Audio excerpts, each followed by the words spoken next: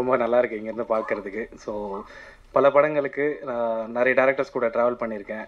நிறைய படத்தோட ப்ரெஸ் ரிலீஸ்க்கெலாம் வந்திருக்கேன். ஸோ அங்கேருந்து பார்த்து கிளாப் தட்டியிருக்கேன். ஸோ இங்கேருந்து பார்க்கறதுக்கு ரொம்ப சந்தோஷமாக இருக்குது. ஸோ முதல்ல எல்லாருக்கும் வணக்கம். மீடியா இல்லாமல் இங்கே எதுவுமே இல்லை. ஸோ பாலிடிக்ஸாக இருந்தாலும் சரி, ஒரு நடிகராக இருந்தாலும் சரி, ஒரு இயக்குனராக இருந்தாலும் சரி, ஸோ மீடியா தான் வந்து முதல்ல அவங்கள கண்டெடுத்து வெளிக்கொண்டு வந்து சேர்க்கும். ஸோ அந்த வகையில் உங்களுக்கு எல்லாம் ஒரு பெரிய thanks. So first of all Murmur. So இந்த படம் வந்து பார்த்தீங்கன்னா தமிழ் சினிமாவில் first found footage horror film. So found footage horror ஃபிலிம்னா ஃபஸ்ட்டு ஒரு என்னென்னு ஒரு எக்ஸ்ப்ளனேஷன் கொடுத்துட்றேன். ஸோ படம் வந்து ஃபுல்லாக பார்த்தீங்கன்னா இப்போ ஒரு பாம் பிளாஸ்ட் நடக்குதுன்னு வச்சுக்கோங்களேன். ஸோ இப்போ அங்கே ஒரு போலீஸ் இன்வெஸ்டிகேஷன் நடக்கும்போது அங்கே சிசிடிவி கேமரா தான் முதல்ல தேடுவாங்க. ஸோ அந்த சிசிடிவி கேமராவில் என்ன ஃபுட்டேஜ் இருக்கோ அது வந்து அவங்களுடைய வேர்டிங்ஸில் அது வந்து ஒரு எவிடன்ஸ். ஸோ நம்ம இது படமாக காட்டும்போது அந்த எவிடன்ஸை தான் நம்ம படமாக காட்டுறோம். ஸோ இப்போ ஒரு ஸ்டோரியாக ஒரு ஒன் லைன் பார்த்தோம்னா, 4 யூடியூபர்ஸ் வந்து தே ஆர் பேரநார்மல் யூடியூபர்ஸ். அவங்க வந்து ஜவாது மலையில் வந்து 7 கன்னிசாமிகளும் மங்கைன்னு ஒரு சூனியக்கார ஆவியும் சுற்றிட்டு இருக்குதுன்னு தெரிஞ்சு, ஸோ அந்த இடத்துக்கு வந்து லைவாக போயிட்டு ரெக்கார்ட் பண்ணலான்ட்டு பிளான் பண்ணி போகிறாங்க அவங்களோட யூடியூப் கண்டென்ட்க்கு. ஸோ அங்கே போயிட்டு அங்கே என்ன நடந்துச்சு, அங்கே போயிட்டு அவங்க காணாமல் போயிடுறாங்க. அதுக்கப்புறம் பார்த்தீங்கன்னா போலீஸ் வந்து ஒரு இன்வெஸ்டிகேஷன் வச்சு அவங்கள தேடி போகும்போது அங்கே உடஞ்ச நிலையில் நிறைய அவங்க யூஸ் பண்ண கேமராக்கள்லாம் கிடைக்குது. அந்த கேமராவில் இருக்கிற ஃபுட்டேஜ் எல்லாம் வந்து பார்த்தா ஒரு 7 hours லாங் இருக்குது. அந்த 7 hours லாங் ஃபுட்டேஜை ஒரு ஆவணப்படமாக, அதாவது ஒரு ஃபவுண்ட் ஃபுட்டேஜ் ஆவணப்படமாக ரிலீஸ் பண்ணுறாங்க. ஸோ அதுதான் வந்து இந்த படம்ன்ற மாதிரி தான் நம்ம ஸ்டார்ட்டே பண்ணுறோம். So I think I have given the nice explanation of the found footage.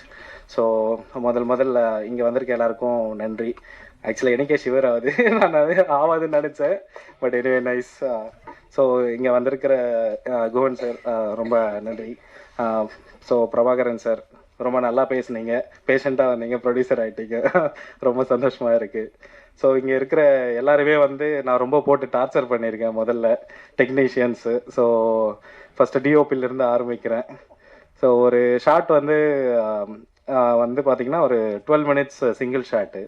So அது நாங்கள் ஷூட் பண்ணிகிட்ருக்கோம் சிங்கிள்.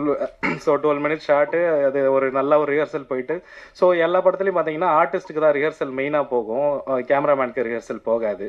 பட் இந்த படத்தில் பார்த்தீங்கன்னா ஆர்டிஸ்ட்டுக்கு வந்து ஒரு பக்கம் அவங்க போயிட்டுருப்பாங்க, இங்கே இவருக்கு தனியாக போயிட்டுருக்கோம் என் கூட. ஸோ அந்த ரிஹர்சல் வந்து எல்லாம் முடிச்சுட்டு நம்ம ஷார்ட்டில் போனோன்னா, இப்போது நீங்கள் பார்த்துருப்பீங்க ஆர்டிஸ்ட் எல்லாமே வந்து கேமராவை ஹோல்ட் பண்ணிட்டு இருக்கிற மாதிரி இருக்கும். பட் ஆனால் அது எல்லாமே இவர் தான் பின்னாடி இன்னும் ஹோல்ட் பண்ணியிருப்பாரு. பட் இவர் தெரியாத அளவுக்கு நம்ம பிடிக்கணும். ஸோ அவங்களோட ஹேண்ட் மூவ்மெண்ட்டுக்கு ஏற்ற மாதிரியான மூவ்மெண்ட்டும் இவர் கொடுக்கணும்.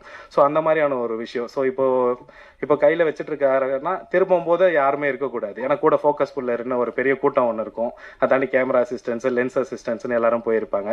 ஸோ அங்கே கொஞ்சம் பேர் இங்கே இருக்காங்கன்னு நினைக்கிறேன். இங்கே கேமரா அசிஸ்டன்ட் பாஸ்கரனா எங்கே இருக்கீங்க? சூப்பர். ஸோ அந்த மாதிரி ஒரு கூட்டம் பின்னாடியே இருந்துகிட்டே இருக்கும்.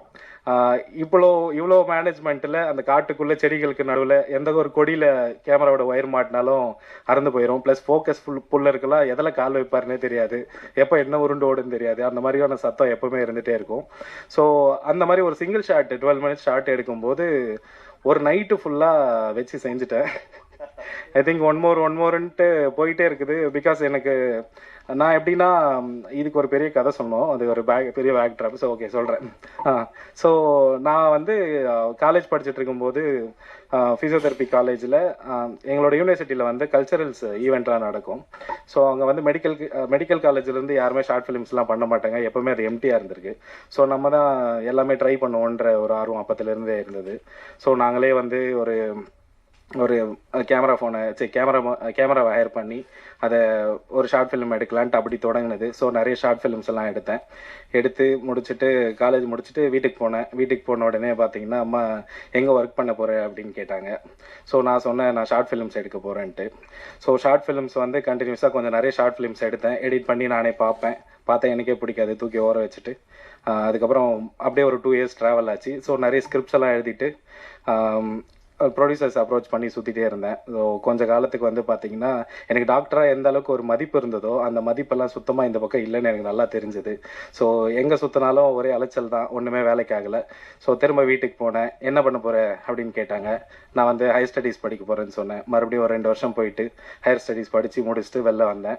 ஸோ கான்வெகேஷன்லாம் முடிச்சுட்டு மறுபடியும் சர்டிஃபிகேட்டோட வீட்டுக்கு போனேன். எந்த ஹாஸ்பிட்டலில் ஒர்க் பண்ண போகிறேன்னு கேட்டாங்க. படம் எடுக்க போகிறேன்னு சொன்னேன். ஸோ படம் வந்து இப்போ எடுத்துட்டோம். அதுதான் நீங்கள் ட்ரெய்லர் பார்த்தீங்க. ஸோ இதுதான் வந்து என்னுடைய ஒர்க் எக்ஸ்பீரியன்ஸு.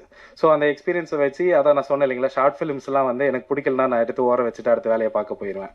ஸோ அந்த மாதிரி தான் நான் இந்த படம் ஆரம்பித்து முடிச்சா நான் ஆரம்பிக்கும் போதே யோசிச்சது என்னென்னா, பிடிக்கலனா ஓர எடுத்து வச்சிடலாம், ஃபஸ்ட்டு வந்தால் பெஸ்ட்டாக வரணுன்ட்டு அது மட்டும் யோசிச்சுட்டே இருந்தேன். ஸோ ஐ திங்க் பெஸ்ட்டாக கொடுத்துருக்குன்னு நினைக்கிறேன்.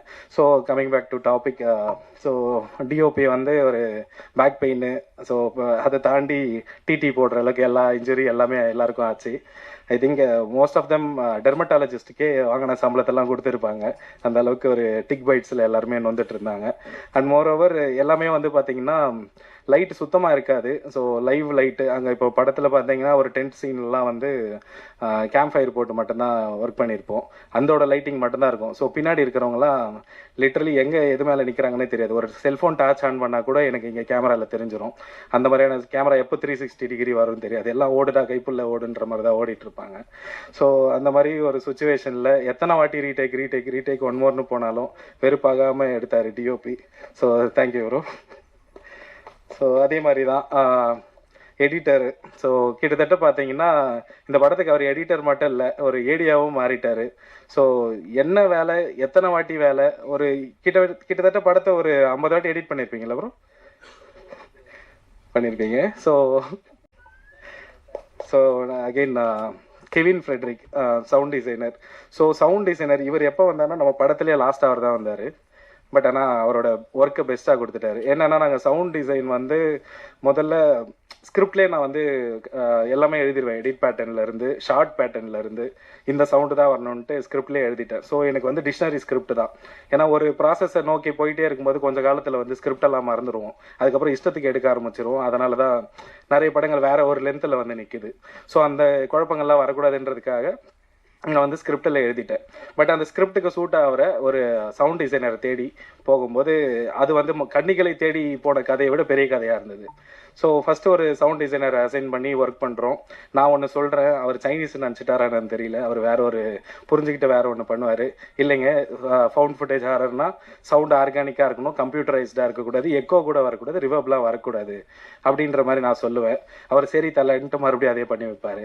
ஸோ அது நான் மறுபடியும் ஒரு வாரம்லாம் பார்த்துட்டே இருந்தேன். எனக்கு வந்து அதுக்கப்புறம் கொஞ்ச நாள் கண்ட்ரோல் பண்ண முடியல. நெக்ஸ்ட்டு வேறு டீமை மாற்றினேன். ஸோ அந்த டீமை வச்சு போயிட்டு இருந்தாலும் கொஞ்ச நாள்லே தெரிஞ்சு போச்சு இவங்க சுத்தமாக வேலைக்கு ஆகாது, பண்ண மாட்டாங்கன்ட்டு. அதுக்கப்புறம் வந்து ஒரு ரெஃபரன்ஸில் தான் வந்தார் சித்தார்த் விபின், உங்கள் எல்லாரும் தெரிஞ்சிருக்கும், மியூசிக் டைரக்டர். ஸோ என்னோடய ஃப்ரெண்டு, அவர் மூலிமா thanks Siddharth bro. So Kevin Fredrick, Tapas Nayak இருக்கார் இல்லைங்களா, ஸோ அவரோட அசிஸ்டண்ட்டு, நிறைய படங்கள் ஒர்க் பண்ணியிருக்காரு. நான் சொல்கிற பாஷை வந்து ஆக்சுவலாக கரெக்டாக புரிஞ்சது அவருக்கு. ஆனால் தமிழில் தான் பேசுவேன். பட் அது கொஞ்சம் வேறு மாதிரி இருக்கும். பட் அவர் புரிஞ்சுக்கிட்டாரு. எனக்கு என்ன வேணுமோ அதை வந்து தெளிவாக டைம் எடுத்து எங்களுக்கு சவுண்ட் டிசைனுக்கு மட்டுமே ஒரு ஆல்மோஸ்ட் 8 months ஆச்சு இல்லை. ஸோ நாங்கள் வந்து ஃபஸ்ட்டு மியூசிக்கலாக ட்ரை பண்ணி பார்த்தோம், வேலைக்காகலை. மறுபடியும் வந்து சவுண்டு எஃபெக்ட்ஸாக கம்ப்யூட்டரைஸ்டாக பண்ணி பார்த்தோம், அதுவும் வேலைக்காகலை. அதுக்கப்புறம் மறுபடியும் ஸ்கிரிப்ட் எடுத்து பார்த்தோம், அதான் என்னோட டிக்ஷனரி சொன்னேன் இல்லைங்களா. ஸோ அதை எடுத்து பார்க்கும்போது திரும்ப இல்லை லைவாக போகணுன்ட்டு மறுபடியும் இறங்கணும். ஸோ ஃபாலியிலேருந்து மாஸ்டரிங் வரைக்கும் எல்லாமே நான் கூட இருந்து பார்த்தேன். நானும் நிறைய சவுண்ட்ஸ் கிரியேட் பண்ணிட்டு இருக்கேன். அதுக்கு ஆப்பர்ச்சுனிட்டி கொடுத்த கெவினுக்கு ரொம்ப நன்றி. So for Sheldon. So Sheldon பார்த்தீங்கன்னா ஆல்ரெடி ஃபேமஸாக தான் இருக்கார். பட் ஆனால் அந்த டைமில் அந்த ஃபேமஸ்னஸ் அதெல்லாம் ஒன்றுமே இல்லை. காட்டில் கவுந்து தான் படுத்துட்டு இருந்தார் நிறைய டைமு. ஸோ அந்த அளவுக்கு பேயை பார்த்தேன், இதை பார்த்தேன்னு சொல்கிறாங்க. பட் நான் இன்னும் ஒரு நாளும் பார்க்கல. பட் உங்களோட எக்ஸ்பீரியன்ஸ் எல்லாம் எனக்கு படத்தில் கொஞ்சம் கனெக்ட் ஆனதுனால பேபி இருக்குமோ, நான் இன்னும் உங்ககிட்ட சொல்லவே இல்லையே அது எப்படி நடந்துச்சுன்ட்டு யோசிச்சுட்டு இருந்தேன். ஸோ ரொம்ப நல்லா ஹார்ட் ஒர்க்கிங்காக இருந்தது. எல்லாம் திடீர்னு கூப்பிடுவேன், எங்கே செல்டன் அப்படின்ட்டு வருவார். ஸோ அவங்க அசிஸ்டன்ஸும் கூட இருந்துகிட்டே இருப்பாங்க, சரண்யா அண்ட் ஜேம்ஸ் இல்லைல்ல, சாரி நானே ஒரு பேர் வச்சிருவேன், எனக்கு பேர் தெரியலனா வசந்த் அவர் பேர். ஸோ அவரும் நல்லா ஒர்க் பண்ணியிருந்தாங்க. ஸோ கங்க்ராச்சுலேஷன்ஸ் அவங்களுக்கும். Thank you bro, Sheldon bro. நான் எதிர்பார்த்த ஒர்க்கு நீங்கள் கொடுத்தீங்க. ஸோ மகிழ்ச்சி. I think art director. So இவங்களோட வேலை என்னன்னு பார்த்தீங்கன்னா நெருப்பு அணையாமல் பார்த்துக்கணும் மெயினாக. ஸோ அதை தாண்டி வந்து ஒரு கிராமத்தை வந்து லிட்ரலி எல்லாருமே வந்து இந்த படத்தில் எல்லா வேலையும் செஞ்சோம். எப்பவுமே எங்களோட டிராவல் டெரெயின் பார்த்தீங்கன்னா மலை, அதாவது மலை வழி ரோட்ல வந்து பார்த்தீங்கன்னா ஒரு 27 கிலோமீட்டர்ஸ் ட்ராவல் பண்ணுவோம். அங்கேருந்து வந்து ஒரு ஆஃப் ரோட்ல ஒரு 7 கிலோமீட்டர்ஸ் ட்ராவல் பண்ணுவோம். அந்த வழி பார்த்தீங்கன்னா டயரெல்லாம் வெடிக்காமல் போகவே போகாது. என்ன எம்ஆர்எஃப் எது வேணால் போட்டுக்குங்க, வேலைக்கே ஆகாது. ஸோ அந்த மாதிரியான ஒரு ஆஃப் ரோட் டெரெயினில் ட்ராவல் பண்ணி போனோம்னா அங்கேருந்து நடைபாதை தான். கிட்டத்தட்ட ஒரு 6 கிலோமீட்டர், ஒரு 1.5 மணி நேரம் கிட்ட எல்லாரும் ஆளுக்கு ஒரு பொட்டியை தூக்கிட்டு கிளம்ப வேண்டியதுதான். ஸோ போயிட்டு அங்கே செட்டில் ஆகிறதுக்கே 3 மணி நேரம் ஆகும். நாங்கள் ஷூட் வந்து 10 மணிக்கு வைக்கணும் அப்படின்னு நினச்சோன்னா 7 மணிக்கு இங்கே ஸ்டார்ட் பண்ணி ஆகணும். ஸோ அந்த மாதிரி நடந்து ஆல்ரெடி அங்கே போகும்போதே டயர்ட் ஆயிடுவோம். உடனே அங்கே ஒன்றும் இருக்காது, காட்டுக்குள்ளே ஒன்றும் கிடைக்கவே கிடைக்காது, உங்களுக்கே தெரியும். அதை தாண்டி அந்த ஃபாரஸ்ட்டில் வந்து பார்த்தீங்கன்னா இப்போ நம்ம கதையும் அது ஃபாரஸ்ட்டும் என்ன கனெக்ட் ஆச்சுன்னா, நாங்கள் ஃபர்ஸ்ட் டே ஷூட் எடுக்க போகும்போது அந்த ஊராளுங்க எல்லாம் சொல்கிறாங்க, காட்டுக்குள்ளே ஷூ போட்டுட்டு போகக்கூடாது, செப்பல் போடக்கூடாது, மாமிசம் சாப்பிடக்கூடாது, அந்த மாதிரி சொல்கிறாங்க. ஏங்க என்ன அப்படின்னு கேட்டால் கன்னிகள் வாழ்கிற காடு அப்படின்ட்டாங்க. ஆனால் பாவங்களா, என் ஸ்கிரிப்ட் எப்படி இங்கே இவங்களுக்கு கிடைச்சதுன்னு நினச்சேன் நான். ஸோ அந்த அளவுக்கு வந்து ஒத்து போச்சு. அதை தான் பார்த்தேன்னு சொல்லிட்டு இருக்காங்க. பட் எனிவே பார்ப்போம். பட் இந்த படம் வந்து பார்த்தீங்கன்னா உங்களுக்கு ஸோ ஹாசினி மறந்துட்டேன். ஸோ ஹாசினி நல்லா ஒர்க் பண்ணாங்க. ஸோ அவங்களோட வேலை வந்து பார்த்தீங்கன்னா பார்க்கறதுக்கு ரொம்ப சின்னதாக தெரியும். பட் ஆனால் அது அவ்வளோ சின்னதே இல்லை. ஏன்னா ஒரு தீக்குச்சி வந்து நீங்கள் ஒரு ஷாட் எடுக்கிறீங்கன்னா ஒரே தீக்குச்சியை வச்சு 1/2 மணி நேரம் உங்களால் எடுக்க முடியாது. அந்த நெருப்பு வந்து கையை சுட்டுரும். பட் ஆனால் அதே தீக்குச்சி மாதிரியே நீங்கள் காட்டி ஆகணும். அதுதான் ஆர்ட் டைரக்டரோட மெயினான வேலை. அதை அவங்க நல்லா பண்ணியிருக்காங்க படத்தில். அதை தாண்டி வந்து பார்த்தீங்கன்னா கிராமத்துங்களில் வந்து நிறைய இந்த மண் வீடு அந்த மாதிரியான விஷயங்கள்லாம் கொஞ்சம் செட்டெல்லாம் நல்லா போட்டு கொடுத்தாங்க. ரொம்ப லைவ்லியாக இருந்தது. ஸோ அவங்களோட work really impressive. So thanks Hasini.